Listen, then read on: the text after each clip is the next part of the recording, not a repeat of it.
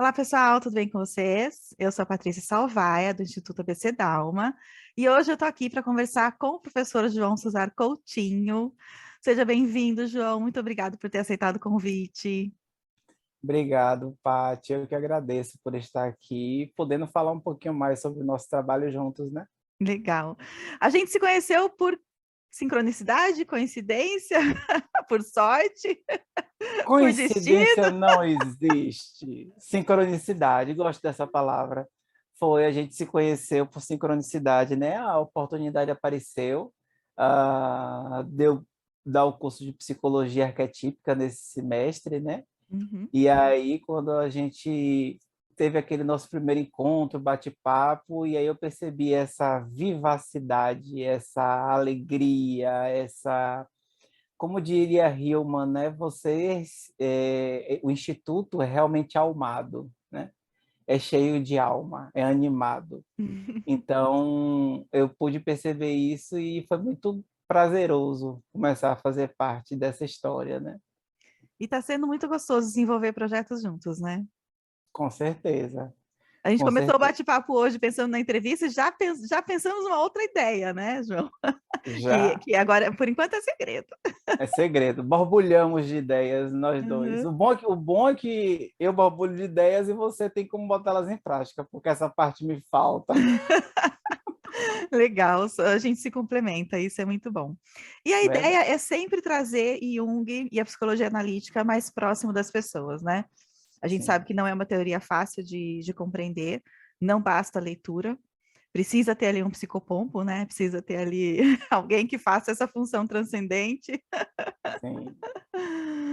Um guiazinho, né? A psicologia junguiana, ela é, por natureza, hermética, né? A gente tem como patrono da psicologia junguiana Hermes.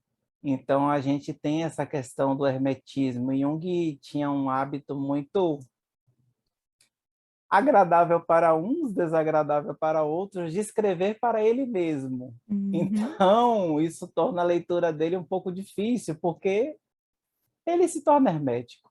Mas uma vez que você começa a entender alguns pontos chaves, eu acho Uhum. que isso ajuda você a se orientar melhor dentro da obra, né? Porque principalmente o cuidado que a gente veio tendo num dos nossos projetos que foram seminários de fazer uma introdução, uma contextualização histórica, bases filosóficas, ou seja, como é que esse cara pensou, de onde é que ele está vindo, qual Uhum. é o contexto familiar e social dele, né? Isso ajuda a gente a entender, por exemplo, por que que o Jung era tão introvertido. Uhum. A gente conseguiu ver isso no primeiro Primeiro seminário, seminário. Então, o primeiro né? seminário a gente fez 24 de fevereiro desse ano de 2022. O tema foi ao encontro de Jung, primeiros passos para a psicologia analítica junguiana. E você consegue falar rapidamente assim do que você trouxe para a gente? Porque ele está Consigo. gravado, quem não participou pode adquirir a gravação e assistir, e a gente super recomenda que vocês façam isso. Super recomenda, tá ótimo. Consigo, mas eu acho que é interessante a gente dar um passinho atrás e falar como foi que surgiu essa ideia, né? Estava aqui Maravilha. me lembrando disso.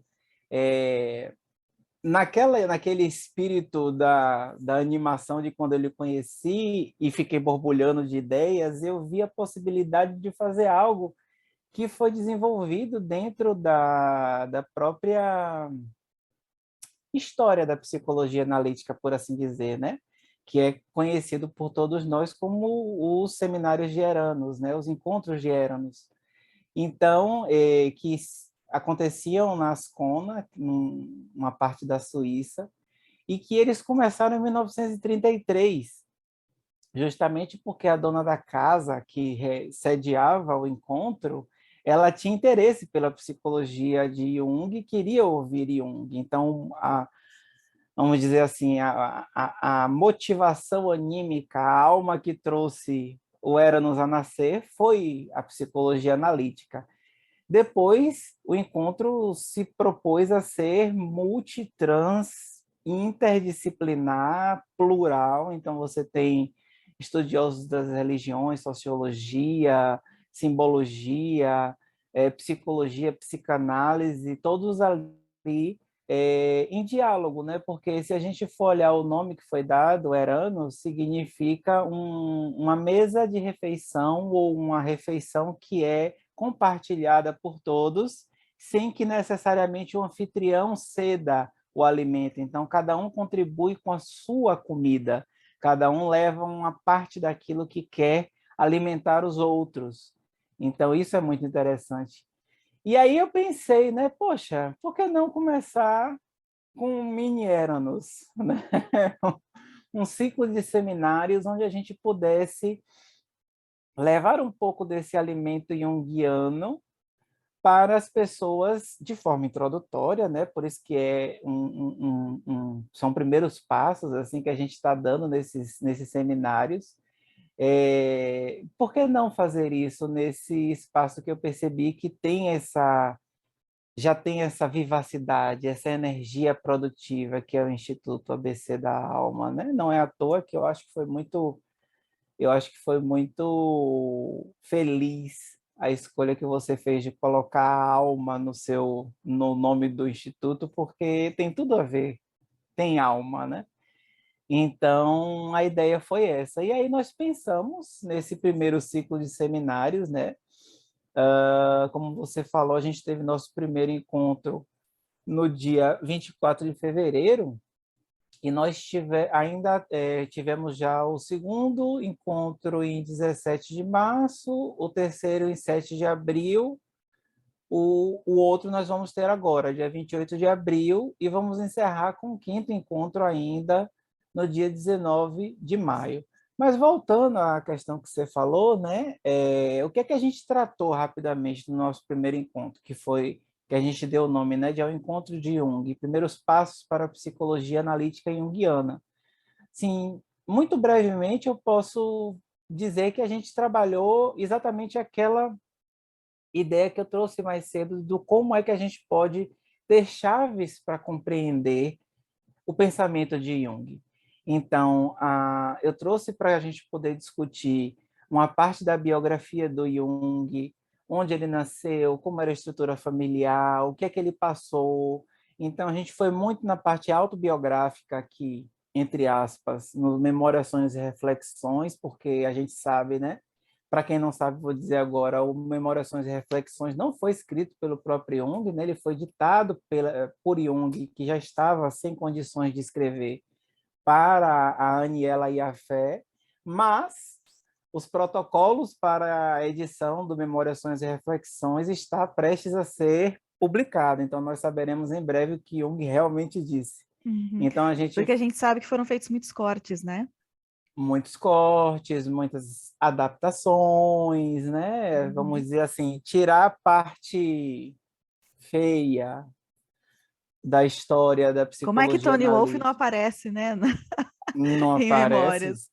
de jeito nenhum. E Jung faz com que Tony apareça nos escritos dele, nos seminários dele, em todos os lugares que ele fala, né? Uhum. Então, fica essa asepsia. Mas o próprio Memórias foi uma base e a biografia, né, do Jung, que para mim a referência biográfica mais importante é da Deidre Baer, que é Jung, uma biografia que em português são 2 volumes. A gente passeou um pouco por esse contexto biográfico, entrou nas bases filosóficas para entender como é, né, de onde vinha aquele pensamento complexo, porque afinal de contas nós temos uma pessoa que aos 15 anos de idade foi ler o Fausto como uma leitura de lazer, de prazer. Estou aqui sem fazer nada, vou ler o Fausto, né? Quem é que faz isso hoje em dia? Quem Ninguém. começou a aprender latim aos 6 anos, né? Pois é. Então, é uma pessoa que tem um cabedal erudito muito grande. Então, a Só um gente foi... comentário que eu gostaria de fazer sobre esse pedacinho do seu seminário, que eu achei riquíssimo, né? Porque eu li até o livro do Shamdasani, Jung, uma Sim, biografia em livros, e ali ele traz as referências de Jung, né, filosóficas. Mas a forma como você colocou, olha, Kant. O que Jung trouxe de Kant? Trouxe isso. Schopenhauer, o que Jung trouxe de Schopenhauer? Isso, né? Isso é algo que eu estava buscando há muito tempo, tentar sistematizar. Então, eu sou muito grata que você tenha feito isso. Eu ia demorar sei lá quanto tempo para conseguir, mas foi muito bom que você fez aquilo. Falar, ah, tá, então agora eu entendo porque esses filósofos foram importantes. Daqui veio esse conceito, daqui a gente consegue enxergar na obra dele, né? Então, você fez esse Sim. paralelo, ficou riquíssimo. Sim, é muito legal. É muito pouco que a gente tem de trabalho, apesar do Jung, diferente do Freud, não negar suas bases filosóficas, né? Ele explicita as suas bases filosóficas, mas muitas vezes a gente passa batido na leitura, né? E às vezes as bases filosóficas estão intrínsecas no próprio pensamento, né? Como, por exemplo, o idealismo kantiano, que poucas pessoas talvez tivessem entendido como é que está conectado o idealismo kantiano na psicologia do desenvolvimento da psicologia do inconsciente coletivo e dos arquétipos. Como é que isso estava ali no idealismo kantiano? Então, foi um trabalho muito gostoso de sistematização. O Sonu Shamdasani, ele tem esse livro, né, o Jung, uma biografia em livros, mas nós temos dois livros interessantes também sobre o tema, Paty. Um do Sonu Shamdasani, que é Jung, né? O Sonho de uma Ciência Moderna, se eu não me engano, onde ele fala sobre bases filosóficas também.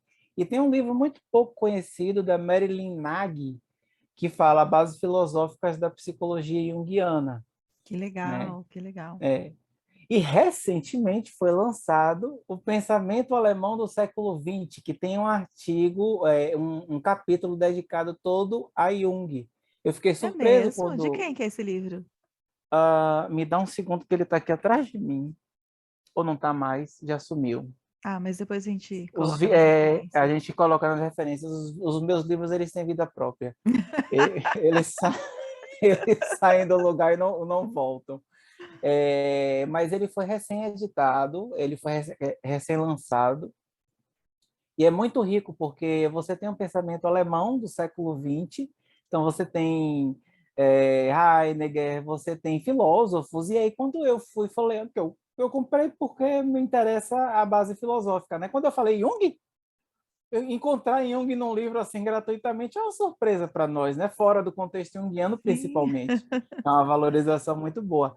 E nesse capítulo, a autora também faz um passeio filosófico pelas bases junguianas, que é muito legal. Então, essa sistematização do pensamento, das bases filosóficas, para mim, é primordial, né? Para a gente, principalmente quando a gente está falando de uma construção teórica de psicologia, né? A gente está falando de uma perspectiva teórica de psicologia, ou como eu falei no seminário, uma forma revolucionária de pensar a psicologia, né? A grande questão da psicologia de Jung, para mim, é isso. Para além de criar uma escola, a psicologia analítica é uma forma revolucionária de repensar a própria psicologia.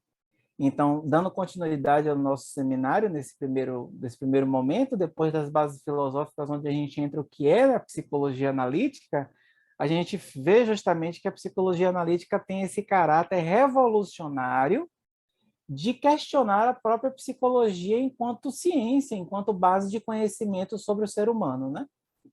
E lá a gente explica do porquê isso Exato. acontece. Quem quer E descobrir tem que assistir o seminário, né, João? tem que assistir o seminário.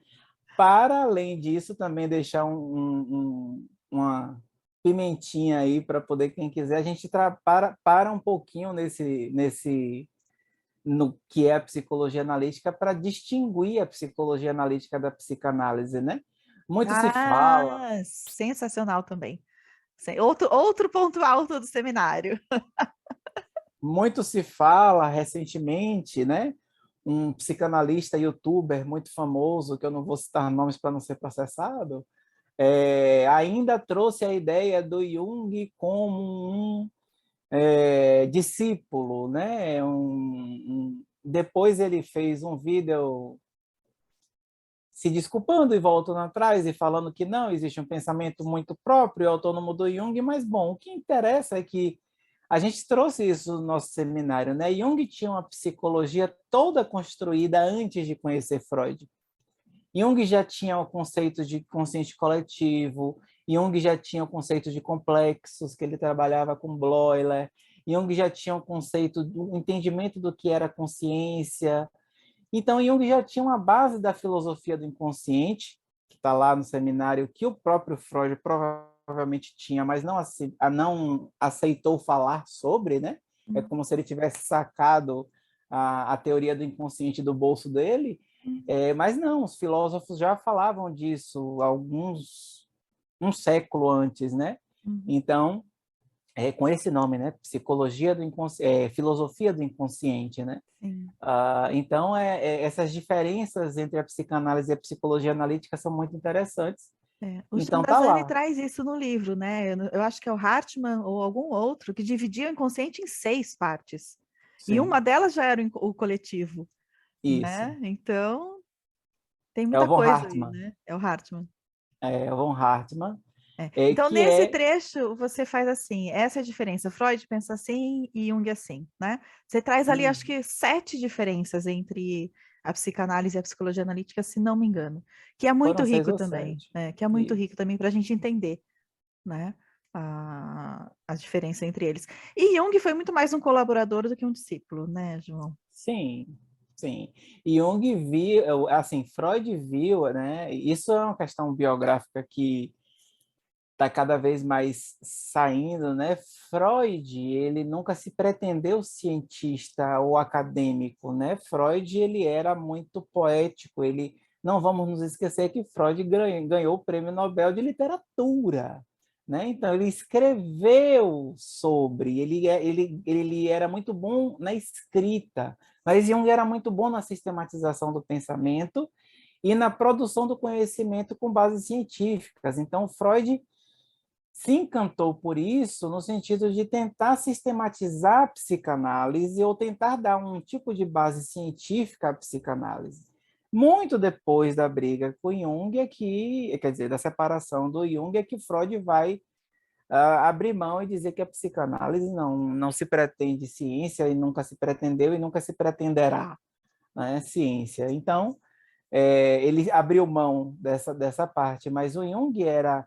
Tanto é que os biógrafos brincam assim, nós temos o doutor Jung, nós temos o professor Jung, né? Então, quando o professor Jung entrava em cena, o doutor Freud ficava muito alegre, porque aí ele conseguia sistematizar e organizar os pensamentos. Então, Freud tem muito que agradecer ao Jung nesse sentido da sistematização do pensamento no período em que eles estiveram juntos, né?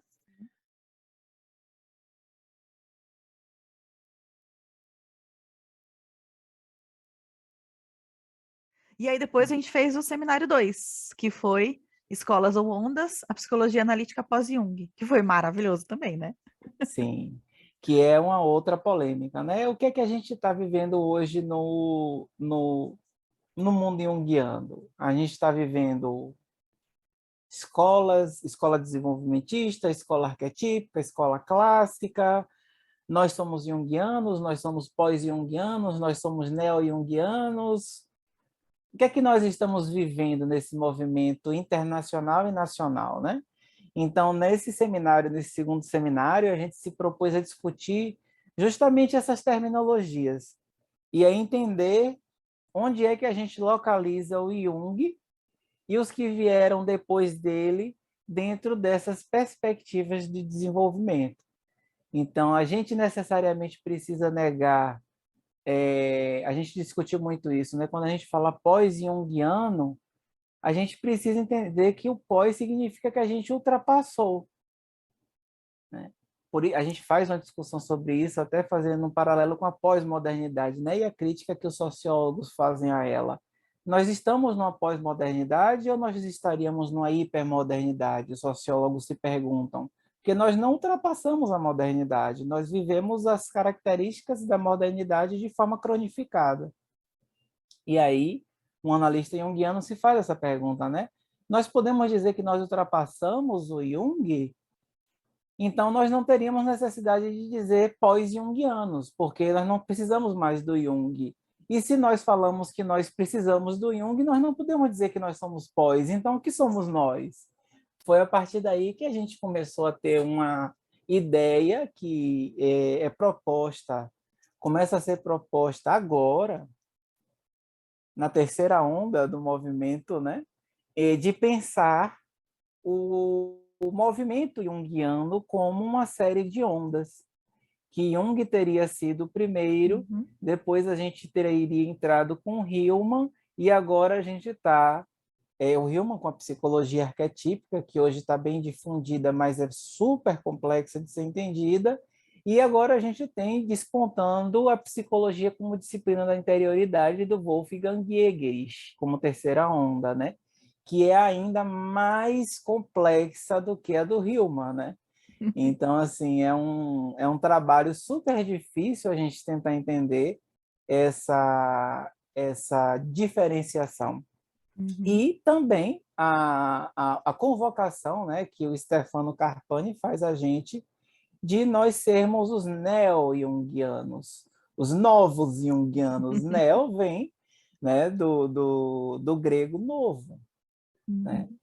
É grego ou latim, eu não me lembro agora, mas significa novo, né? Então, seríamos novos junguianos. E eu gosto dessa perspectiva, é como se nós estivéssemos renovando o pensamento junguiano, né? O próprio Hillman, com Jung ainda vivo, falava: a psicologia precisa sair dos consultórios e ir para a sociedade, para a cultura, para as ruas. E a gente não quis, né? A gente quis continuar dentro do setting terapêutico fechadinho naquela perspectiva do, do, do, do invólucro, né, alquímico, né, do fechamento hermético da alquimia para que se produza alguma coisa dentro de uma clínica alquímica, quando na verdade a gente não precisa necessariamente disso para se produzir um efeito alquímico. A alquimia ela acontece na interação com o mundo. Então essa chamada, né, que o Hillman faz, o Carpani também faz, né? Saiamos do consultório, a gente está ainda, então, veja, o Hillman faz isso, eu acho, pela primeira vez na década de 50. A gente precisou de um outro junguiano em 2021, que ele falou isso no ano passado, falando de novo, saiamos dos nossos consultórios, e a gente continua com esse movimento. Acho que por isso aconteceu desse citado youtuber fazer essa polêmica e que movimentou a comunidade junguiana para construir esse manifesto, que eu fiz parte dessa construção e subscrevi. Mas a gente é culpado disso, né? Porque a gente fica hermeticamente fechado nos nossos próprios ciclos de discussão. Mas isso está mudando, Uhum. né? Então a gente Somos parte espera dessa que mudança, né, João? somos parte dessa mudança. Estamos tirando Jung da sua caixinha hermética Uhum. e jogando ele na rua, né? Jogando ele nos movimentos sociais e jogando Jung em vários outros contextos, né? E isso é muito bom.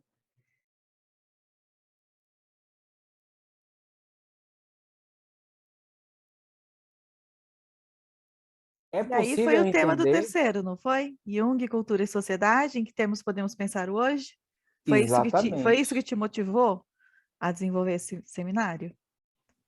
Sim e não. Hã? Sim, porque eu tive esse chamado já vem antes, né? Então, assim, fazendo um pouco agora algo que talvez eu tivesse feito, talvez pudesse ter feito no início, né? Eu sou analista junguiano, mas eu também fui psicodramatista durante alguns anos da minha vida e durante 9 anos da minha vida eu trabalhei como psicólogo social no consultório na rua, aqui em Salvador, na Bahia. E no meu trabalho com psicologia social, eu pude ver muito da teoria junguiana na construção da malha social. Veja bem, não é no entendimento do indivíduo que eu estou atendendo, porque quem trabalha com pessoas em situação de rua ou vulnerabilidade, se você parar para ver os vídeos do Padre Lancelotti, que é maravilhoso, eu adoro ele, eu tenho ele como um marco, assim, né? Júlio Lancelotti, para mim, é maravilhoso. Você vai ver que essas pessoas elas não estão muito paradas, elas não têm como parar para você ter uma construção de indivíduo para indivíduo. Mas quando você começa a olhar para a malha social em que ela está envolvida, na cultura em que ela está envolvida, aí você fala, nossa, Jung está aqui. E sabe como eu me dei conta disso, Paty? Como? Foi numa manhã,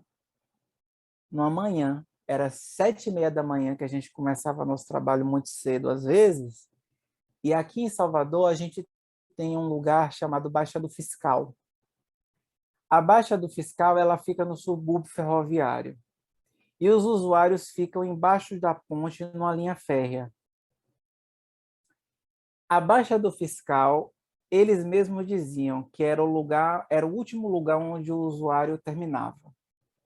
Ele já tinha passado por diversas áreas de uso na cidade e tinha terminado ali. E um deles falou uma coisa que me marcou profundamente. Aqui é o fim do esgoto da gente. A gente desce pelo ralo e termina aqui. Aqui a Baixa do Fiscal é onde a gente tem o último lugar. Daqui a gente só morre. Ou sai daqui para uma vida melhor ou morre.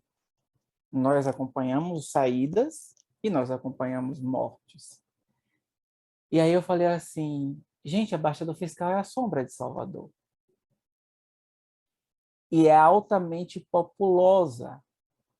As pessoas não têm noção, porque é uma área que as pessoas não transitam, mas cerca de 200 e poucas pessoas viviam ali embaixo em situação de rua, usando crack em maior intensidade, mas também fazendo uso de álcool. E eu falei, ó, é a sombra da sociedade soteropolitana.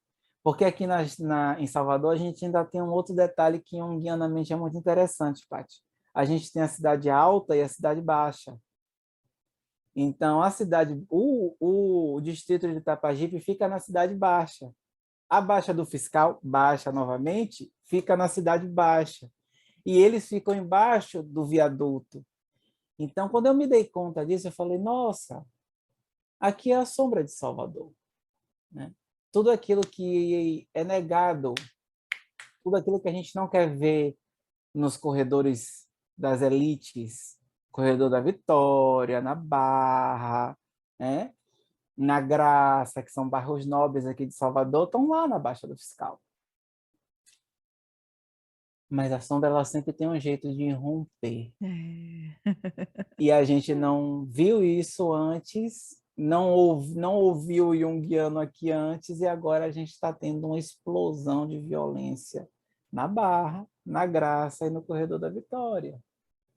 Então, isso fala muito exatamente dessa dinâmica social que eu estava me referindo. Então, veio de lá, desse histórico, esse desejo meu de enxergar o coletivo, o coletivo no sentido de social aí, e não do inconsciente coletivo, através da psicologia junguiana.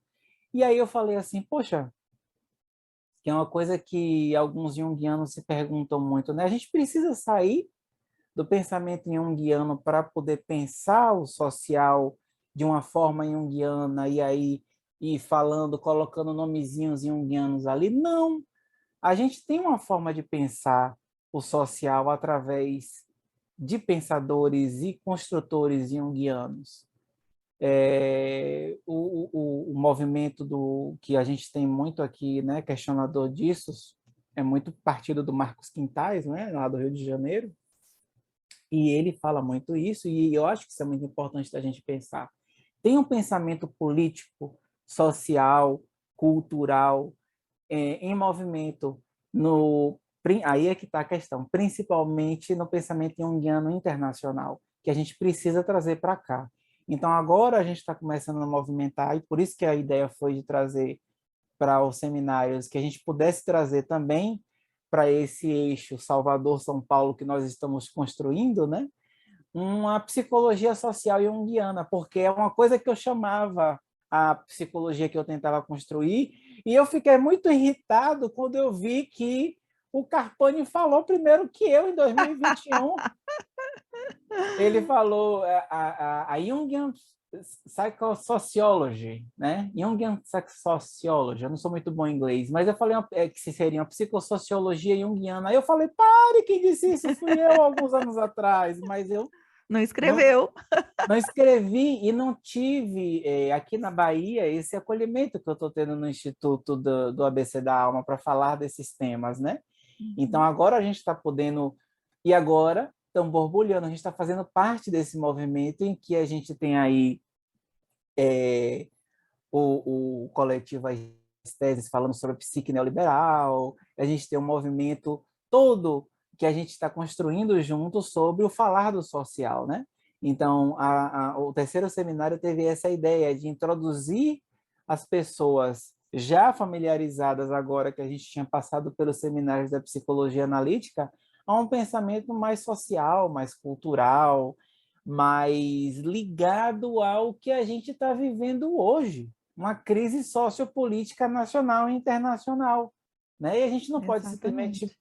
falar assim, é a sombra que está se manifestando, tá? E aí, vai fazer o que com isso, né? Uhum. Do que mais que a gente está falando além disso? Então, a gente discute lá essas bases que a gente fala dos complexos culturais, o inconsciente cultural, que é um conceito muito pouco trabalhado dentro da psicologia analítica, principalmente nacionalmente falando, né? Uhum. E que Então, você trouxe isso de uma forma muito didática, né, João? Trouxe, é trouxe exemplos, né, isso, brasileiros, né? Você deu uma sim, brasileirada nisso e ficou muito legal. sim. Porque quando a gente precisa, a psicologia, né, junguiana, quando a gente precisa pensar o social cada vez mais contextualizado. E aí eu trago essa perspectiva nesse seminário sobre a discussão do que seria, então, a psique cultural brasileira. E ela é atravessada, como a gente pode ver no seminário, pela colonização. E aí a gente Exatamente. faz todo aquele percurso que a gente fez em relação ao que isso significa para a nossa alma brasileira, né? Uhum. Aí a gente convocou um pouco o Gambini, que é muito importante para falar sobre a alma brasileira também. E foi muito gostoso falar sobre isso e muito urgente também falar sobre isso, né? Sim. Porque a gente vê por que que o brasileiro é tão violento? Eu acho que depois desse seminário a gente ficou claro, né? Por que que 50% da população ainda apoia o presidente da República? Que eu não vou falar o nome para não ser processado, né? Então, tá aí.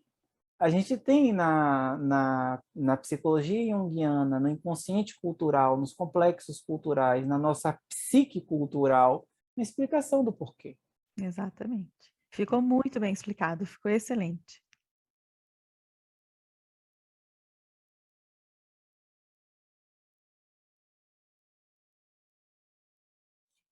E aí a gente começou não, começará agora, né?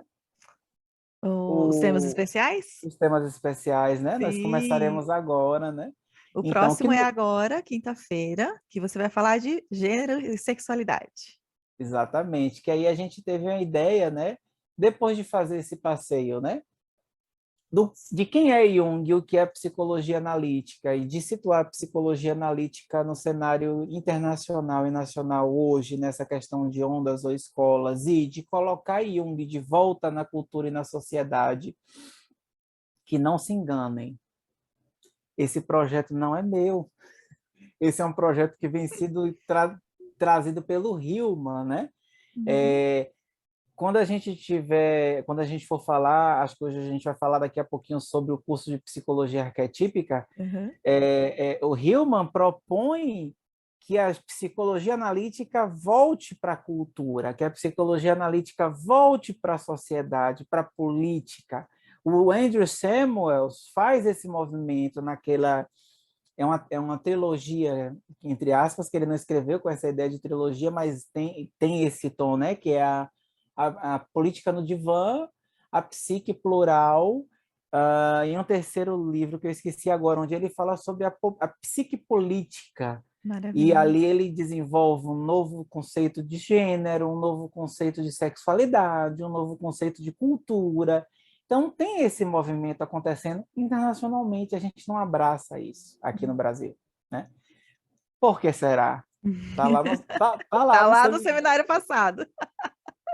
E aí, quando a gente passa por isso, agora a gente começou a idealizar temas especiais, né? Uhum. que também E precisam aí, ser muito discutidos, e à luz da psicologia analítica, né? Porque a gente também exatamente. vê um movimento que as pessoas estão falando mais disso na psicologia, mas muito pouco se fala dentro da psicologia analítica. Então, esse seminário vai ser, com certeza, muito rico também para mexer nesse balaio, né? Eu diria que esse seminário, né, que é Gênero e Sexualidade, que a gente vai ter quinta-feira agora, é o seminário mais polêmico que a gente vai trazer, Ah, legal. porque é o seminário que tem a maior possibilidade da gente descer o pau em Jung, porque é uma gênero e sexualidade. É muito engraçado isso. Não vou antecipar o seminário, mas é muito engraçado isso. É, o Samuels faz esse movimento, mas é um movimento secundário, Uhum. incluso dentro dessa questão da psique política, que ele vai revisar a questão do pai, do arquétipo paterno, enquanto envolvido na política, e aí ele vai voltar à questão do homem e do gênero, ele vai falar da mãe, enfim, ele faz um pacote completo, mas as coisas vão ficando meio que secundariamente. Então, a gente tem um trabalho da June Singer também, chamada Androginia, que é um livro, em que ela se debruça sobre a sexualidade, mas a gente não tem um pensamento junguiano sistemático sobre sexualidade e gênero. Isso fala muito sobre a gente. Alguns vão dizer que isso é positivo, porque a gente não está preso a categorias sociais. Eu acho que a gente teve medo. Eu acho que a gente simbolizou, simbolizou, simbolizou, simbolizou, e aí o símbolo se transcendeu e virou alguma coisa. É aquela velha história, né? O arquétipo que não é nunca tocado, nem visto, nem palpável. Então, eu acho que a gente não ter uma discussão sobre gênero e sexualidade sistematizada dentro da psicologia analítica foi muito prejudicial. Eu já trouxe uma discussão sobre essa aqui na Bahia, mas ela ficou bem incipiente, assim, e eu convoquei o Círculo Baiano para a gente construir algumas coisas no sentido de acolher o público, principalmente LGBTQIA+. Novamente, como diz uma professora de filosofia da USP, essa malfadada Cassandra acabou não sendo ouvida. E aí, agora, nós temos finalmente na JB, na SBPA, um departamento, né, todo voltado para a questão do acolhimento do público LGBTQIA+, e cada vez mais surgindo movimentos interessantes sobre isso. Mas voltando, nosso seminário ele tem essa intenção de mexer. Primeiro assim, né, quando a gente fala de gênero e sexualidade, a gente tem dois conceitos pré-estabelecidos na nossa cabeça, né? E não são, não são, não tá legal isso. Então, assim, a ideia vai ser de revolucionar porque eu vou tentar desconstruir o conceito de sexo, gênero e sexualidade que nós temos instituído na nossa sociedade. E depois eu vou trabalhar como é que a psicologia analítica tentou trabalhar com isso à sua maneira, né? Porque a gente precisa se lembrar que toda vez que Jung via uma polêmica, ele acabava meio que se afastava. E os junguianos acabaram gravando essa marca dele, né? Então, a polêmica, então, os movimentos acabam sendo muito incipientes ainda. O grupo do manifesto, por exemplo, para responder o determinado youtuber, foi composto só de cento e poucas pessoas. Isso fala muito sobre a gente. Nós somos, com certeza, muito mais do que cento e poucos junguianos pelo Brasil. Então, a gente precisa entender isso. E eu vou trazer no finalzinho uma polêmica, né? Uma polêmica Gostamos de sobre. polêmicas, gostamos de polêmicas. Exatamente, uma polêmica sobre como é que Jung via a homossexualidade e como é que ele escreveu sobre isso, durante... E como isso marcou a psicologia analítica até os dias de hoje? Uhum. Novamente, esse não é um trabalho pioneiro só de João, óbvio. Existe o Hopke, analista junguiano, que escreve Jung, Jungianos e a Homossexualidade. É um livro básico para quem quiser entender sobre isso. E, novamente, a gente tem uma produção internacional sobre isso, que é do Walker, né? Love Between... Eu não vou me lembrar agora, mas é um livro em inglês onde eles tentam escrever sobre isso, mas é muito pouco. Se você, eu tenho todos os livros que falam sobre as questões homoafetivas, então, isso é 4. São 4 livros em inglês. E um do Hopke, que está traduzido para português, são 5 livros que a gente tem. Em toda a produção junguiana, durante quase 100 anos de psicologia analítica, que Jung cunhou esse termo em 1917, se eu não me engano, lá na minha própria aula eu falo isso, no meu próprio seminário eu falo isso, né? A gente tem aí quase um século, a gente tem mais de um século, né, de psicologia analítica, e 5 livros escritos sobre isso. E imagino que artigos também não deva ter muita coisa, né, João? Artigos nós temos mais, mas não é muito, né? Uhum. Geralmente são pessoas tentando escrever e aí a multiplicidade do que acontece essa multiplicidade? É pessoas respondendo ao artigo. Ah, fulano quis dizer que Jung disse aquilo, e aí começa aquela polêmica novamente de que ninguém pode mexer no sagrado do Jung, né? Que se torna uma figura sagrada. Então eu trago essa polêmica e uma forma junguiana de desfazer a polêmica e uma forma junguiana de enxergar saudavelmente essas manifestações não conformativas, né, que não estão ligadas à heteronormatividade compulsória ou à cisgeneridade compulsória, né?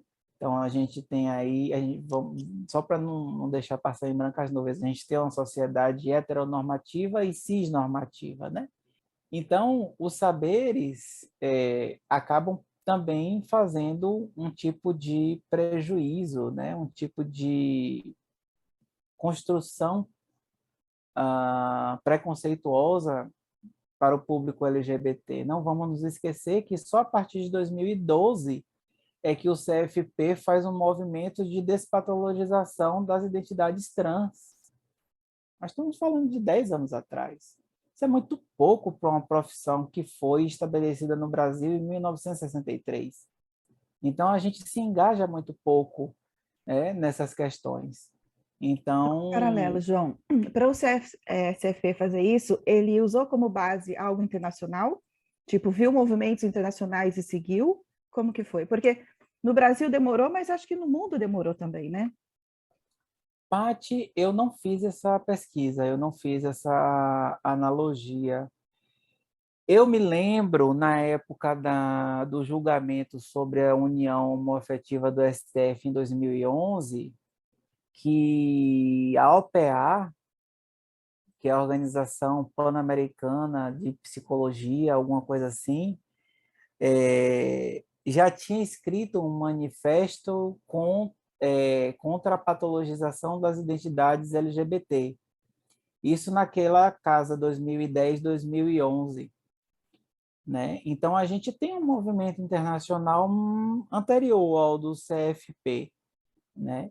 A gente tem um movimento de reconhecimento das pessoas trans e dos jovens trans, principalmente nos países nórdicos, muito mais anterior à movimentação do CFP.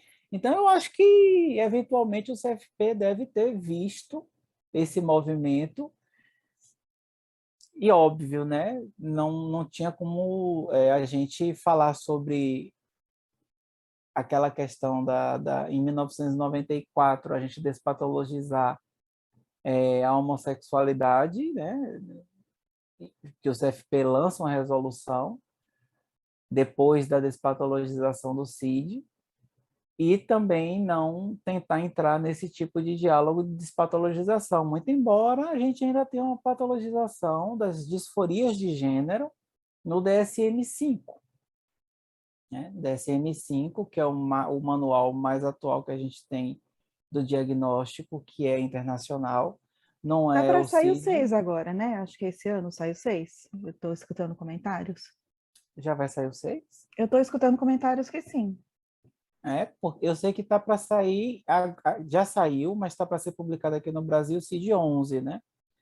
Mas o CID-11, ele ainda deixa buracos nesse quesito. Ainda tem lá disforia de gênero, ainda tem lá alguns quesitos nesse tocante. Mas, enfim, a patologização, ela está na nossa sociedade, né? Ela está na nossa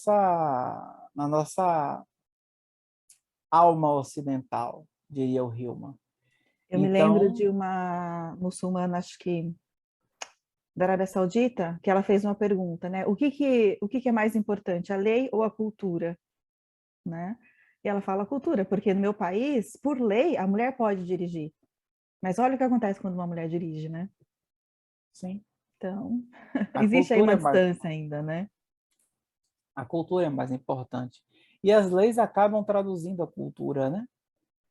Então, ou tentam, deveriam tentar fazer isso, mas a cultura, é isso que eu acho interessante. A cultura, ela tem um papel independente e autônomo. Essa é a grande questão dos complexos culturais. E que foge das tentativas de tipificação da lei. E se a gente parar para pensar numa... Você me deu agora uma ideia interessante. A cultura, enquanto um fenômeno psíquico autônomo, é como se fosse algo que existisse dentro do nosso... É como se fosse, não, é algo que existe no nosso inconsciente cultural, no nosso inconsciente até coletivo, eu diria. E as leis, elas são a tentativa do ego de tentar tipificar a cultura para fazer ela funcionar de uma forma dentro daquela caixinha. E aí as coisas, quando não são bem trabalhadas, elas estouram, né? Como a gente falou mais cedo, no caso da violência. É o caso da cultura muçulmana, né? Mas então a minha tentativa será, no fim desse seminário, de dizer assim, bom, temos uma saída junguiana para essa polêmica, né? Ótimo. E E é, e é importante isso, né? E olhar para Jung, como ele foi também, né? sim, E ver como a gente faz com isso hoje. exatamente. A gente não pode endeusar o Jung, né? E o Jung foi um pioneiro, mas Jung era um homem do seu tempo e tinha os seus defeitos e tinha suas qualidades. E isso está atravessado na sua obra. Exatamente. Ah,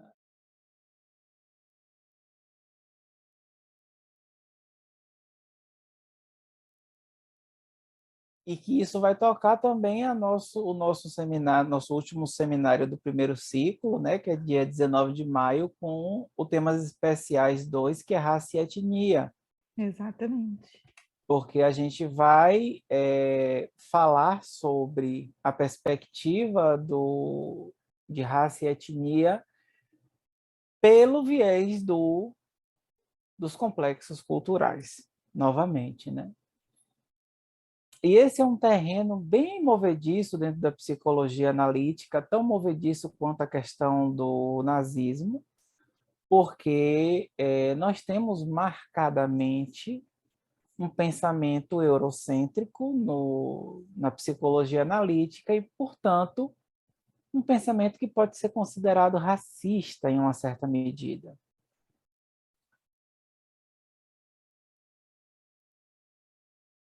E eu vou preferir complexificar isso no seminário, porque a gente está falando aí de um racismo estrutural, né?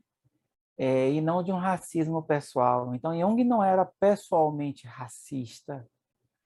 Se a gente for resgatar as diversas formas como ele acolheu indianos, como ele foi acolhido nas culturas africanas, nas culturas mexicanas, ele tem fotos e mais fotos sentados sentado no chão, comendo com eles, conversando com eles, sendo um deles, né? Então, pessoalmente, Jung não era racista, né? Mas a linguagem psicológica pela qual ele se expressa, expressa uma estrutura racista do próprio pensamento europeu. Então, a gente complexifica isso no seminário, mas isso vai ser muito importante quando a gente voltar o pensamento junguiano novamente para o Brasil, porque nesse seminário em específico eu vou fazer questão de trazer a raça e a etnia para a discussão do pensamento junguiano no Brasil, porque nós somos o país. Aí você vai me perguntar, João, por que você não vai fazer isso no gênero e sexualidade também? Porque eu já acho que eu mexo muita coisa em gênero e sexualidade, porque a gente é o país que mais mata a população LGBT, sendo nós um país que não criminalizamos a população LGBT, e tendo nós uma política que protege a população LGBT. Mesmo assim, nós somos o país que mais mata a população LGBT no mundo. Exatamente. E também as porcentagens de pornografia dizem que é uma das maiores buscas, né? Aqui Nos nós sites. temos, em relação à população trans e travesti, né, que é uma das que sofrem bastante violência e bastante assassinato, teve essa pesquisazinha que foi feita para o desgosto dos usuários pelo próprio site de pornografia. O Brasil é o que mais consome pornografia travesti, né? E, ao mesmo tempo, é o que mais Exatamente. mata a população travesti, né? Uhum. Isso tem sido objeto de estudo do meu mestrado em saúde coletiva, né? Aqui no Instituto de Saúde Coletiva da UFBA, porque eu trabalho aí fora do contexto junguiano. Então, eu entrando na saúde coletiva através da perspectiva do cuidado, né? Da saúde dessas pessoas. Enfim, nós temos isso em gênero e sexualidade também, mas em raça e etnia a gente tem um país racista e xenófobo, Uhum. né? Então, assim, da mesma forma que a gente teve a capacidade de criticar a Europa por não receber os imigrantes que estavam fugindo de uma guerra na Síria, a E gente na África, e na África, mas recebeu de braços abertos os ucranianos, todos brancos, loiros e de olhos azuis, e que foi uma crítica dentro do próprio movimento ucraniano, porque as pessoas, como eles chamam lá, as pessoas de cor, né, as pessoas pretas que moravam na Ucrânia, eles não conseguiam ter a mesma facilidade de sair como os exatamente, foram brancos, muitas né? denúncias, né? Foram muitas denúncias que sofreram. Da mesma forma aqui no Brasil. Quando houve aquela briga na fronteira venezuelana, por exemplo, nossa, os venezuelanos e a acolhida do povo haitiano aqui, a gente não pode nem chamar de acolhida, né? A gente tem que chamar de violência que foi Exatamente. perpetrada contra eles, né?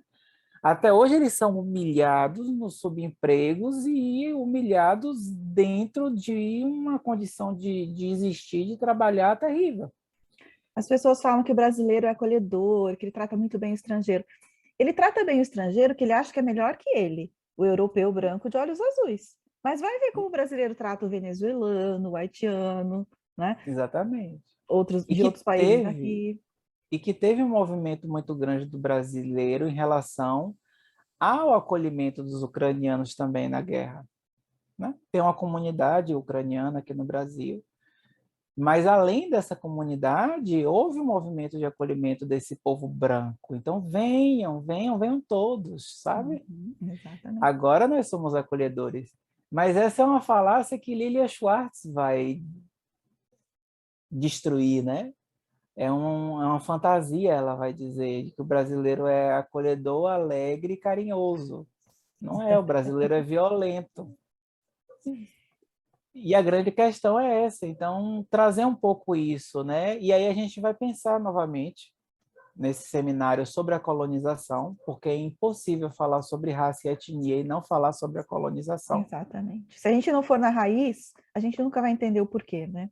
Não vai. Adianto para vocês que a gente vai trazer alguns convidados teóricos de fora da psicologia junguiana por uma necessidade urgente de dialogar com eles.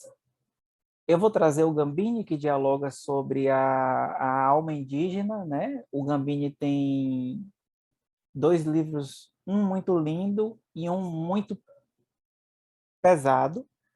O que é muito lindo, não deixa de ser pesado, mas é muito lindo também, que é como é o título daquele livro que eu esqueci? Espelho Índio, Reflexões sobre a Alma Brasileira, e outros 500, Conversas sobre a Alma Brasileira. Então, no Espelho Índio, ele vai falar sobre a tese de doutorado dele, que é sobre a questão da matriz cultural dos sonhos dos indígenas até hoje serem marcadas pela colonização. Enfim, a gente vai falar melhor sobre isso no seminário. E no Outros 500, ele é um livro muito... É fácil de leitura, mas vai lhe dando cada soco que você vai ficando cada vez mais assim, nossa, é como ele fala, por exemplo, logo no início. O Brasil é um filho cuja mãe foi estuprada e o pai abandonou o filho e a mãe também largou o filho porque não queria o filho daquele estupro. Né? Então, o Brasil Pesado, pesado. então o Brasil é isso, né? Nascido da violência. Uhum. Então a gente vai falar um pouco sobre isso, mas a gente vai falar com outros autores que eu acho urgentes da gente conversar, que são principalmente Attila Mbembe, filósofo camaronês ainda vivo. Ainda é ótimo, né? Porque a gente costuma conversar com os mortos, então é bom quando o Gambini está vivo também ainda, tá, gente? O Attila Mbembe, ele constrói muito sobre o pensamento, né? Ele tem um livro chamado Crítica da Razão Negra, e ele constrói políticas da inimizade, o brutalismo, ele vem falando sobre a cultura neoliberal capitalista e o racismo, e um maravilhoso pensador que poucas pessoas trazem para conversar com qualquer psicologia que precisava conversar com todas elas, que é Frantz Fanon. Né? Então, a gente vai dialogar com Frantz Fanon e Attila Mbembe para falar sobre o racismo e raça. Né? Legal. E vai E trazer, esses claro, 3 da últimos perspectiva seminários, junguiana. eles se complementam, né, João? Jung, Sim, Cultura e Sociedade, que você traz essa questão do complexo cultural, depois gênero e sexualidade, raça e etnia. É isso. importante assistir o terceiro para assistir o quarto e o quinto, né?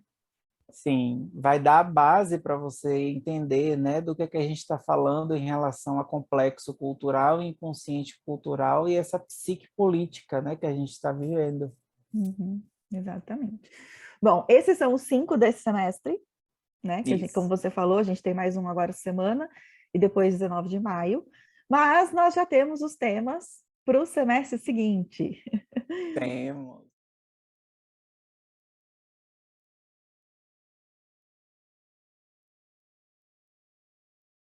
A gente volta em 11 de agosto, com temas especiais também, o terceiro, política e economia ou capitalismo como forma de adoecimento psíquico.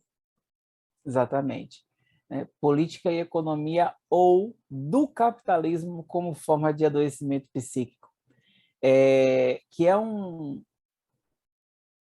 essa é uma forma que eu tenho de escrever, que eu herdei de Foucault, né? Foucault que gosta de fazer assim um título ou querendo dizer de outra forma do que é que eu estou falando de verdade, né? A ideia de que o neoliberal capitalismo ele vem gerenciando o sofrimento psíquico da gente, né? Eu já vinha construindo isso, e aí, como eu disse para vocês, a gente tem agora um movimento de cursos falando sobre isso, né?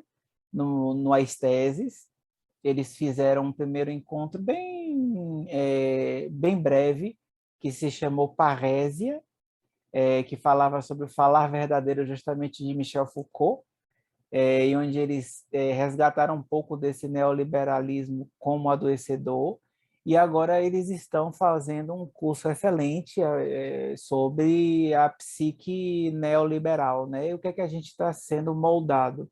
Então, a minha proposta nesse seminário é justamente da gente pensar de que maneira, nessa perspectiva dos complexos culturais, do inconsciente cultural e do como nós estamos vivendo a alma para fora do individual, para fora dos consultórios e dentro de uma dinâmica política, o que é que o neoliberal capitalismo tem feito com a nossa alma. Hillman vai falar sobre a anima mundi, né? E Hillman vai dizer que nós precisamos olhar para a alma das coisas. Ele vai dizer nossas ruas estão anoréxicas, nossa medicina e nossa lógica, nossa forma de pensar, não, a medicina e um outro saber estão paranoicos, né?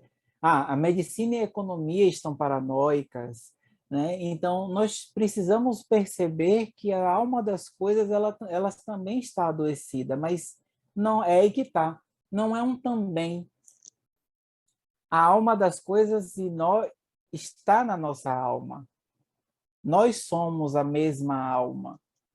A anima mundi, nós estamos na anima mundi. Nós somos a anima mundi, né? De certa forma, tá? Isso vai ficar mais claro, talvez, no curso de psicologia arquetípica. Porque eu não quero fazer uma coisa que Gilman teve todo o cuidado de dizer, que é o seguinte: a gente particularizou muito do sofrimento que é da cultura, que é do mundo, que é da relação social, política com o outro, e a gente interiorizou, introjetou e trouxe para nós. Mas, na verdade, é o mundo que está sofrendo e a gente precisa encarar isso no mundo. Então, quando eu falo que nós estamos na Anima Mundi, somos a Anima Mundi, eu não quero novamente correr esse risco da gente introjetar esse sofrimento de volta. Eu quero que a gente bote para fora como o Hillman fez, tá? Então, é nesse sentido que eu falo. E é muito precioso, né? A gente está vivendo isso hoje em dia. Na pandemia ficou muito claro como as condições de trabalho foram precarizadas e essa chamada uberização, né?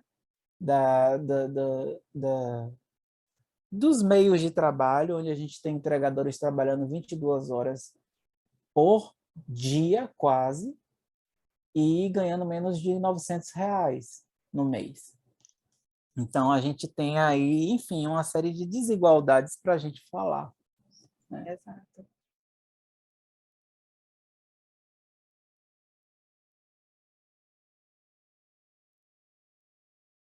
E aí você vai nessa sequência, né? Porque aí você vai falar de novo de realidade psíquica e mundo virtual, alma adoecida ou nova manifestação da alma, esse é o segundo. E o que Isso. que você pode traduzir disso para a gente rapidamente? Olha, Paty, então, a ideia desse segundo seminário, do segundo ciclo, né, que é a realidade psíquica e o mundo virtual, ela vem muito de uma ideia que eu venho começando a traçar, principalmente através dos animes japoneses, como a gente tem vivido uma realidade virtual e que muitos autores que são baseados no clássico vêm chamando isso de um adoecimento psíquico. Mas será que é um adoecimento psíquico ou é uma nova forma da manifestação da alma que a gente não está dando conta de entender e não está dando conta de trabalhar com? Hillman já falava um pouco sobre isso, mas o Giegerich ele vai trabalhar muito sobre isso. Ele tem um livro especificamente sobre isso que se chama Alma e Tecnologia. Não sei se eu vou trazer o Hillman, o Giegerich nesse, Uau! não sei se eu vou trazer o Giegerich nesse seminário. Se eu me sentir seguro o suficiente para fazer isso, eu trarei. Mas a ideia é justamente enxergar. Será que a gente está falando de uma nova realidade psíquica e a gente não está se dando conta? Cada vez mais a gente está virtualizando as relações. E aí os psicólogos caem em cima no que a gente tem perdido com isso. Mas será que a gente não tem ganhado nada?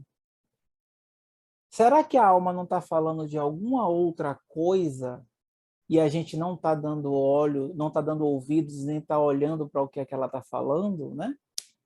Ah, talvez a gente esteja naquele limiar super desagradável, né?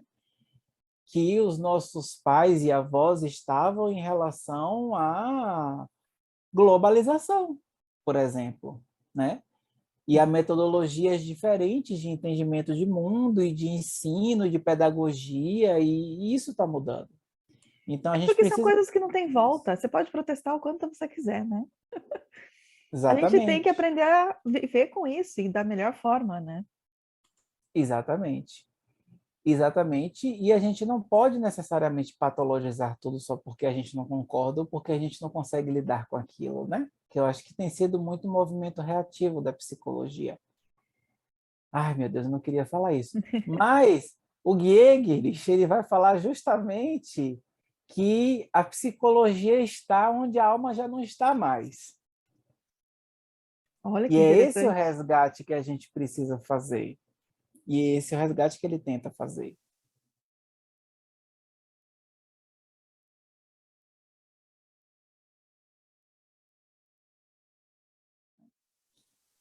E aí, seria basicamente sobre isso, né? Esse seminário. Que aí a gente teria um terceiro seminário que traria o tema, né, muito caro ao Hillman, mas também muito caro para a gente. Eu vou ser bem hillmaniano nesse seminário, bem arquetípico nesse seminário, que tem o título, né, Psicopatologia ou Patologizar? Um deslocamento imaginal, né? Onde a gente vai propor, será que é possível construir uma psicopatologia junguiana? A gente sabe que Jung nunca se propôs a se debruçar sobre isso, porque Jung falava, na psicopatologia, na verdade, eu tenho uma expressão de uma parte subjetiva que está querendo falar, de um complexo, de uma imagem arquetípica, e eu preciso ouvir isso que está querendo falar para chegar na subjetividade do meu paciente. Mas será que a gente consegue pensar numa forma de psicopatologia junguiana? Eu acredito que sim, se a gente deslocar o sentido de psicopatologia. Por isso que eu falo que é um deslocamento imaginal, né? E aí eu vou convocar Hillman para conversar com a gente sobre isso, sobre o que é que ele chama do patologizar. Bom, quem tiver assistido o curso de psicologia arquetípica que vai ter agora nesse semestre vai saber o que ele chama de patologizar e vai Uhum. entender melhor um pouco sobre esse movimento que ele diz que faz parte da própria alma, o patologizar é necessário para a alma, o patologizar, e por que que ele é necessário, vai estar lá no curso. Mas eu vou chamar o Hilman para a gente conversar sobre essa questão, né? Uhum. Legal.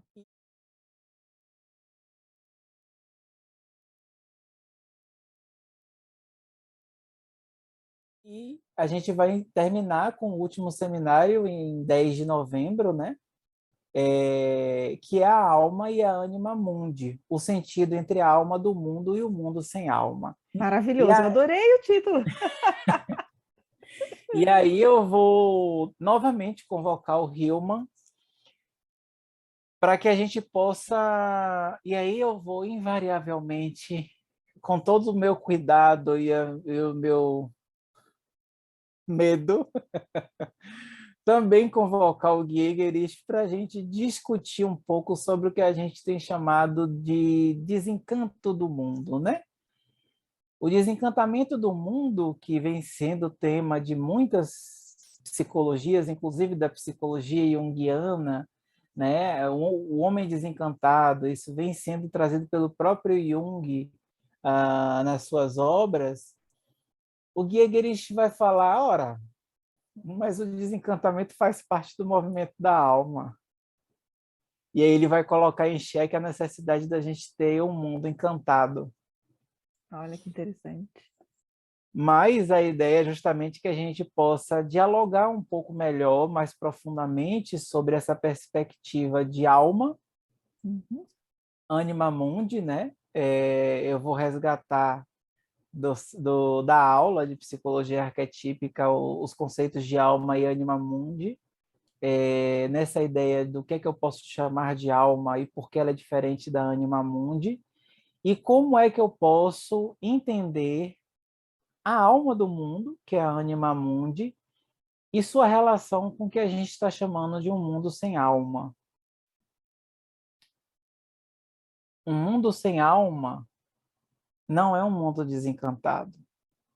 É isso que a gente vai ver, principalmente. Um mundo sem alma é outra coisa que eu não posso dizer o que é, Vamos deixar aqui o suspense. para não dar spoiler, mas Hillman vai dizer, né? Muitas coisas são desalmadas, e Uhum, isso tem um significado especial em Hillman e Egerich. O que é que significa ser desalmado? O que é um mundo desalmado? uhum. Só dando spoiler, Só é o, deixando aqui uma pimentinha, como você gosta de falar. é o mundo que a gente está vivendo hoje. E Uhum. aí vocês interpretam isso como vocês quiserem. E depois vem discutir com a gente em novembro, né, João? Exatamente, vem discutir com a gente no seminário. É, porque a ideia dos seminários é você vai trazer, claro, né, o conteúdo, mas ter esse espaço para tirar dúvidas, para trazer, né, questionamentos, né? Ah, por favor, sempre. É por isso que eu evoquei a imagem de Eranos, né? Os seminários de Eranos eram assim, né? Por isso que a gente traz algo, mas a gente quer que o outro traga algo e a gente troque, a gente discuta, que as Uhum, provocações que sejam trazidas nos seminários mobilizem as pessoas que estão assistindo para que elas joguem, para que elas conversem, para que elas se sintam conflituadas e tragam esse conflito para o seminário para que a gente possa uhum, discutir isso que está mobilizando, né? Porque ali a gente está num coletivo também, exatamente. né? Então, é um espaço para mim imperiosamente de diálogo. Maravilha. Bom, esses são os seminários, então, né? Ao todo, a gente tem 9 para esse ano, 5 no primeiro semestre e 4 no segundo.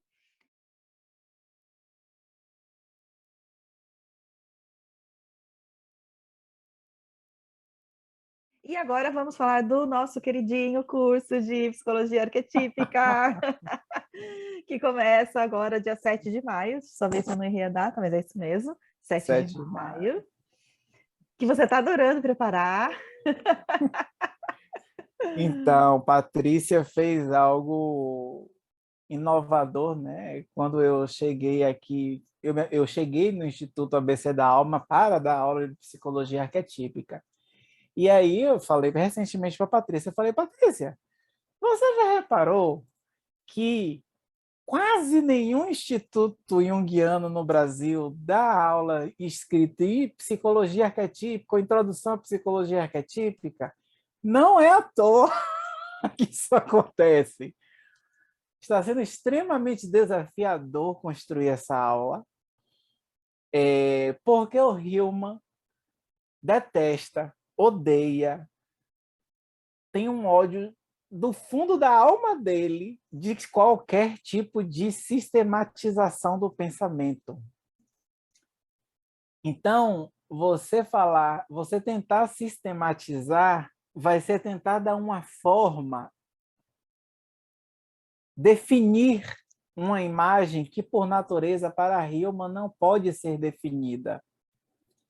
O próprio trabalho da psicologia arquetípica é um trabalho de acolher a alma como ela vem e deixar que ela se desdobre incessantemente nas potencialidades dela e no que ela vai vir a ser ela mesma.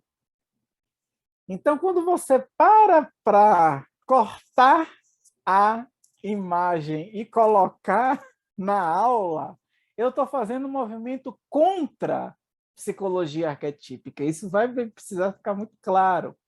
Então, por isso que está sendo desafiador. E por isso que está sendo gostoso ao mesmo tempo e que vai ser algo muito raro, gente. Assim, não existe em nenhum lugar uma sistematização do pensamento da psicologia arquetípica. Por isso que Patrícia foi muito ousada nesse sentido. Nós temos colegas aqui, né? Nós temos Gustavo Barcelos e Marcos Quintais, são os dois junguianos da psicologia arquetípica que mais se destacam no cenário brasileiro. E se vocês pegarem o desenvolvimento do trabalho dos dois, tanto em questão de seminários, quanto em questão de escritos, o Barcelos escreve mais, o Quintais ele fala mais, o Quintais tem o LAPA, né, o Laboratório de Psicologia Arquetípica, lá no Rio de Janeiro. Se você for olhar o trabalho dos dois, eles fazem o que o Hillman faz. Vamos olhar aqui a dor pela perspectiva da psicologia arquetípica, a melancolia, os sentimentos. Eles não têm a introdução à psicologia arquetípica, porque não é fácil de fazer. Então, eles trabalham, óbvio que quando eles vão falar sobre a melancolia, as emoções, né? O Marcos está divulgando aí um trabalho dele sobre as emoções na psicologia arquetípica. Óbvio que ele vai falar o que é imagem, o que é ficar com a imagem. Ele vai pegar alguns conceitos do Hillman e vai tentar colocar lá. Mas sistematizado, o que é a psicologia arquetípica? Nossa, nem o próprio livro do Hillman, Psicologia Arquetípica, ou Introdução Concisa, consegue dar conta de sistematizar da forma que a gente está propondo sistematizar nesse curso. Então, a ideia é que a gente tenha uma contextualização... Ai, meu Deus, eu chego a me arrepio a falar disso. Uma contextualização biográfica do Hillman, que foi muito difícil de fazer, porque o Hillman foge a todo e qualquer tipo de contextualização biográfica. Vocês vão ver no curso que Hillman não gostava de ser nem fotografado, nem filmado, e ele tem uma razão para isso. Nós vamos fazer uma contextualização que eu chamei de teórica ao invés de filosófica, porque eu descobri que existe uma base da filosofia, mas o Hillman também vai para outros teóricos de outras áreas que não só filosofia. Então, eu achei interessante colocar bases teóricas. Depois nós vamos definir, né, o que é essa danadinha dessa psicologia arquetípica que a gente tenta pegar e escapa. A gente vai fazer uma tentativa de delinear primeiras conceituações do que é a psicologia arquetípica. Se eu não me engano, são esses os dois primeiros encontros, né, Paty? Uma contextualização biográfica e de bases filosóficas ou teóricas e uma definição, uma primeira noção de psicologia arquetípica. Eu posso pegar aqui como você tinha colocado. Tum, tum, tum.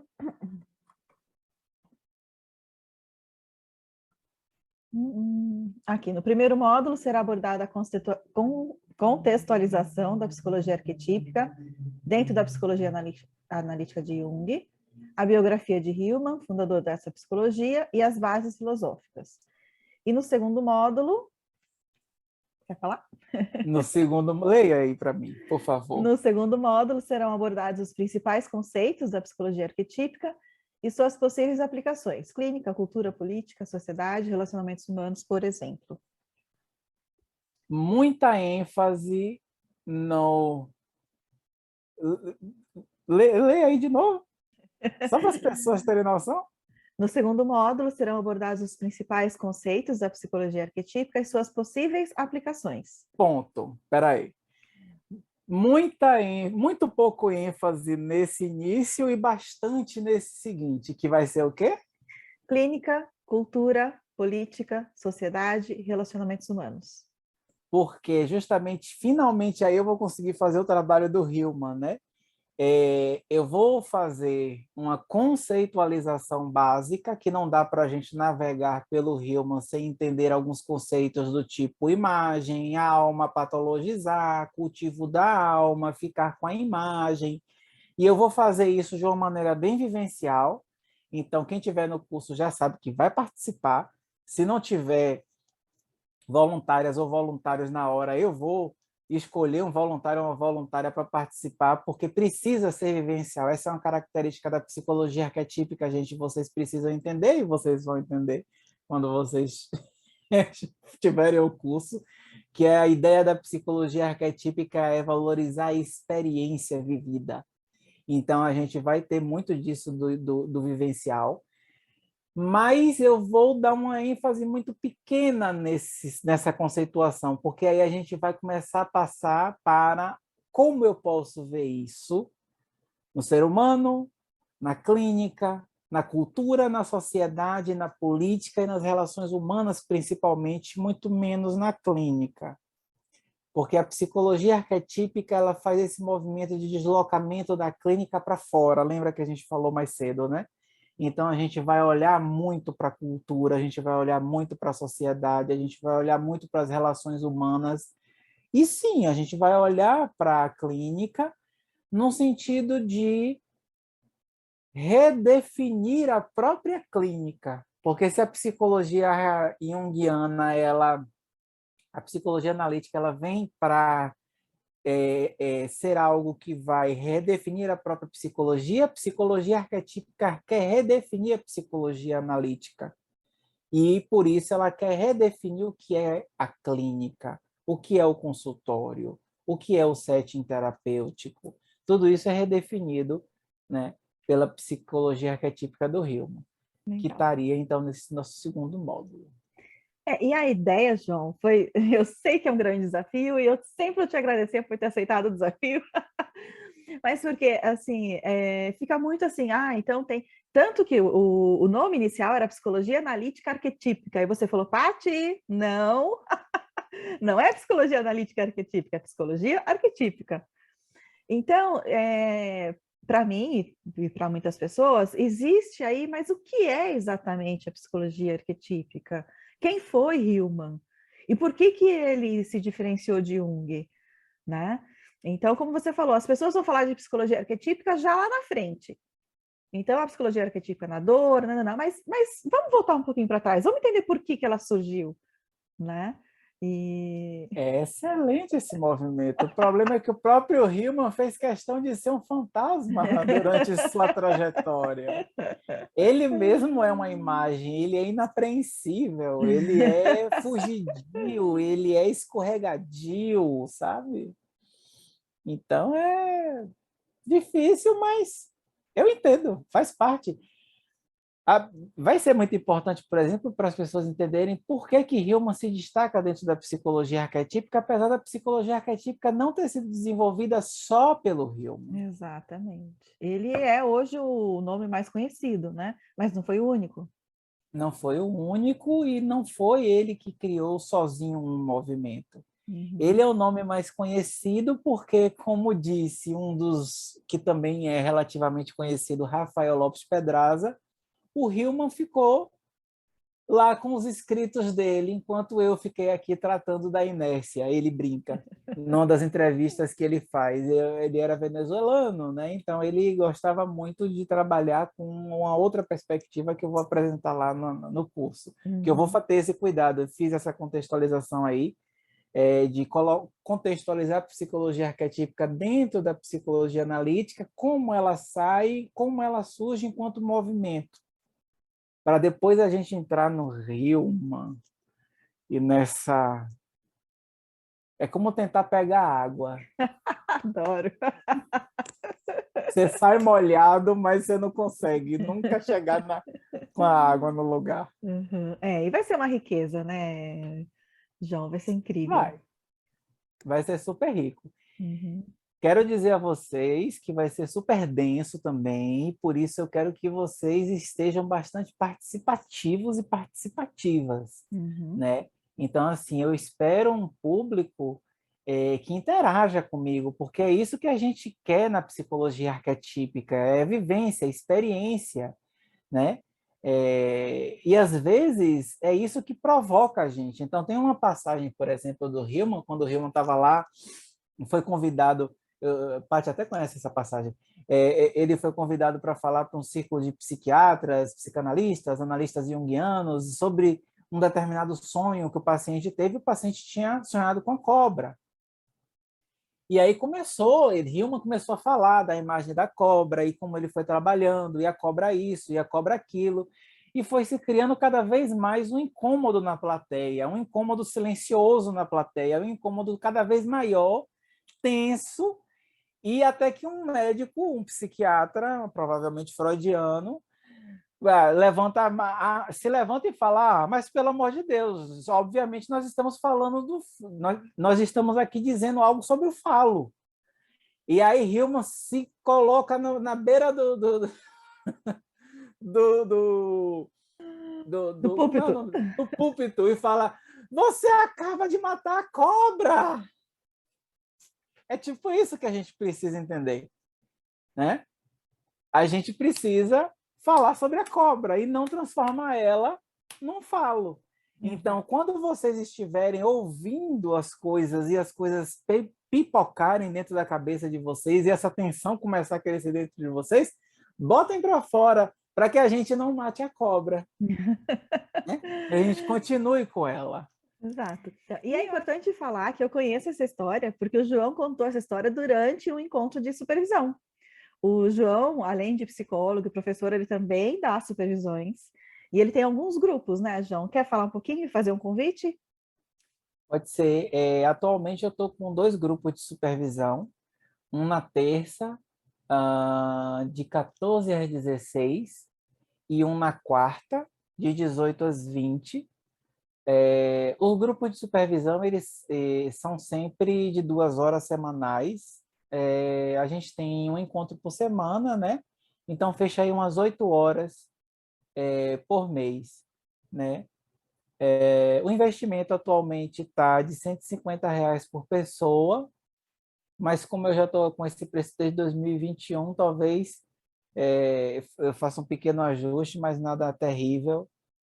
Mas, por enquanto, estamos em R$ 150 por pessoa. Estou disponível, né, para propostas de novos grupos de supervisão, se alguém tiver aí um grupo de 6, 7 pessoas que queiram em outros horários me propor, a gente está sempre aberto e também faço supervisões individuais, né? Que aí tem uma qualidade diferente, né? É legal porque o grupo você aprende com o outro, mas na supervisão individual você tem uma atenção mais voltada para caso você esteja querendo trabalhar alguma questão mais aprofundada, mais complexa, né? Ou com uma atenção mais focada para aquilo que você está pensando sobre o caso, né? Então, eu também tenho trabalhado com supervisão individual, além de clinicar, né? Isso, Clinico aí há 11 exatamente. anos. E a gente também vai deixar seu contato aqui, né? Para quem quiser fazer psicoterapia com você. Vai ser um prazer. Maravilha. Tô atendendo online agora, então estou atendendo o Brasil inteiro. Exatamente, fica aí. Fica a dica, né?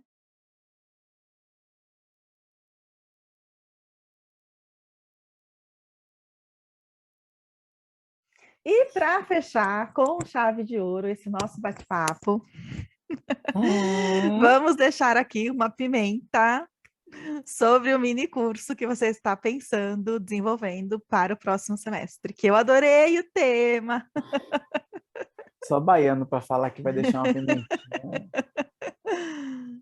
Então, a ideia do curso que a gente está desenvolvendo para o segundo semestre é da gente falar do curador ferido, né? A ideia, porque se a gente for pensar tanto na perspectiva junguiana clássica, como na perspectiva do Hillman, que trabalha com a alma, como na perspectiva do Giegerich, que trabalha com a interioridade, na realidade, o que nós buscamos sempre é ativar algo de autocurativo no outro. Essa é... Olha uma coisa interessante que eu nunca tinha parado para reparar, né? E aí talvez fique para além dos seminários, né? Fica aí o aprendizado para além dos seminários e dos cursos. Essa talvez é a linha que liga as três ondas.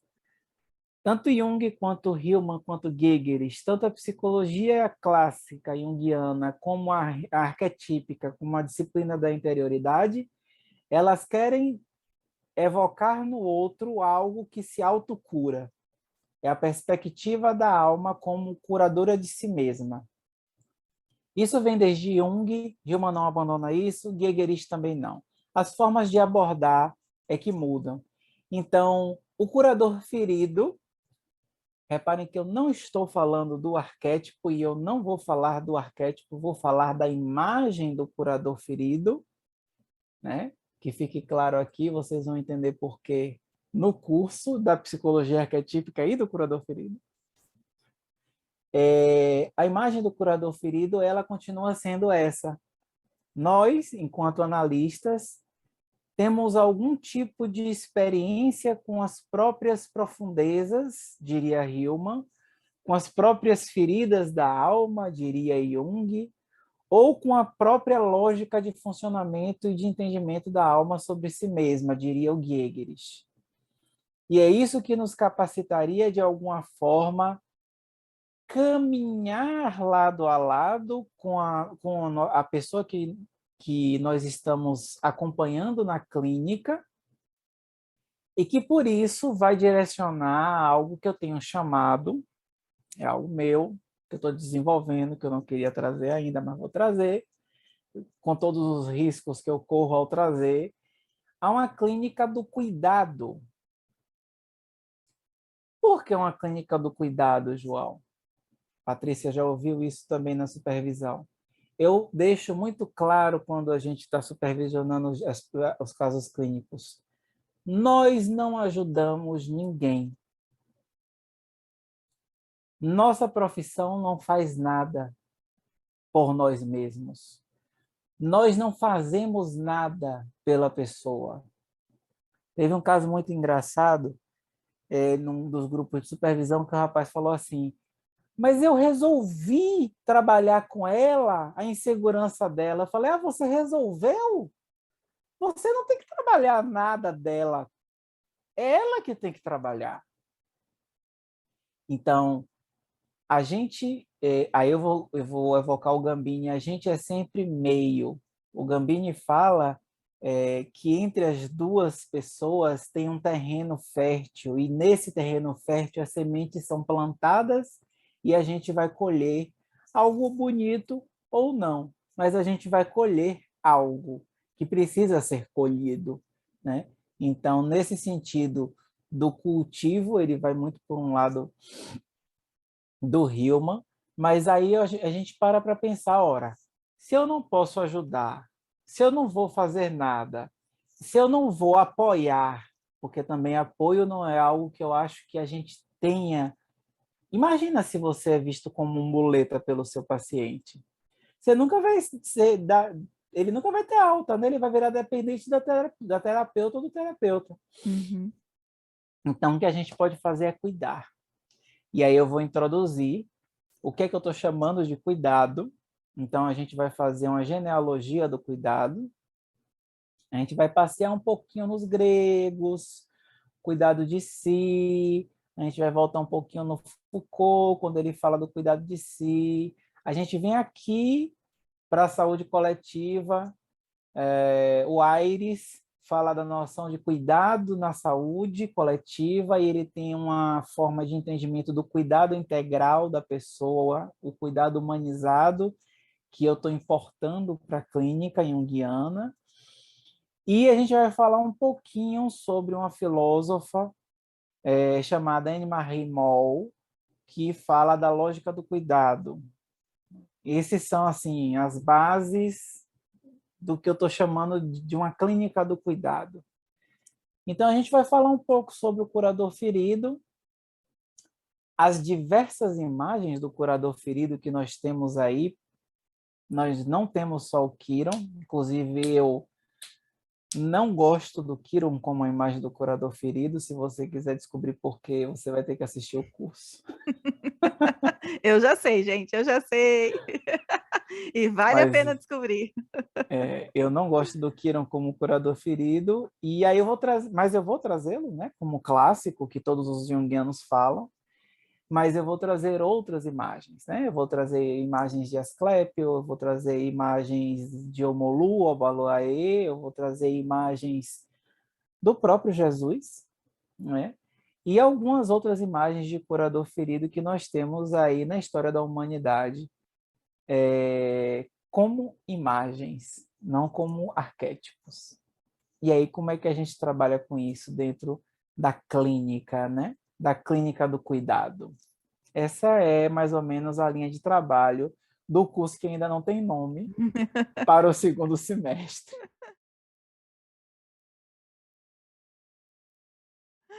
Bom, que riqueza, né, João? A gente está falando de 9 seminários e 2 minicursos. Isso por enquanto, porque tem outras ideias aí borbulhando, né?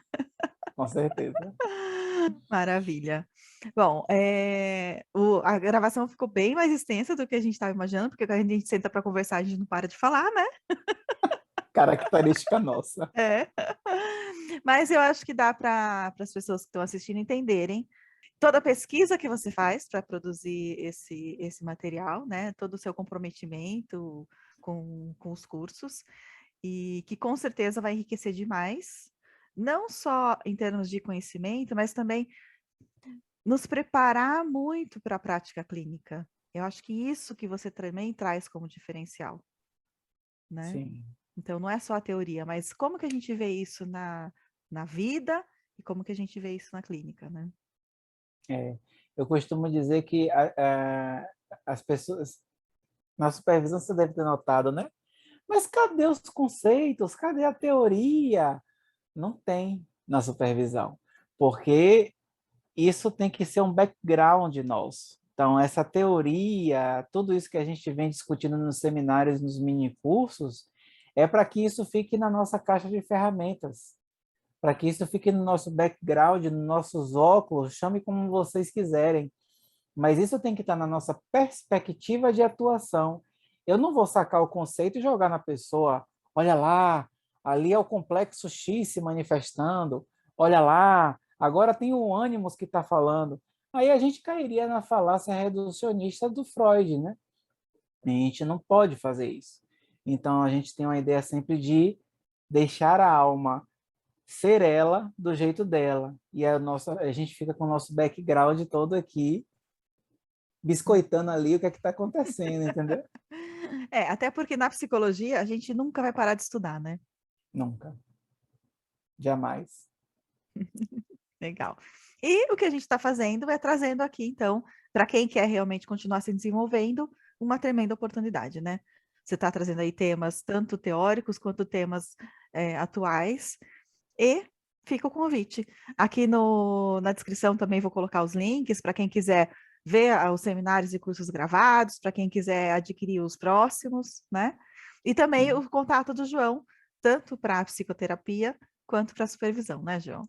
Eu faço supervisão com o João e eu super recomendo. Então, montem seus grupos, montem suas turmas e façam uma proposta de data e horário para ele, tá bom? E vou deixar para você fazer o convite final, João.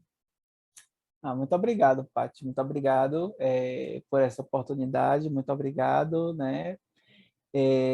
Pelo carinho, pelo acolhimento, né? E sim, eu espero conversar, dialogar com todas vocês, com todos vocês, nos nossos seminários, nos nossos cursos, principalmente porque a gente precisa fazer algo que a gente estava conversando mais cedo, né, Paty?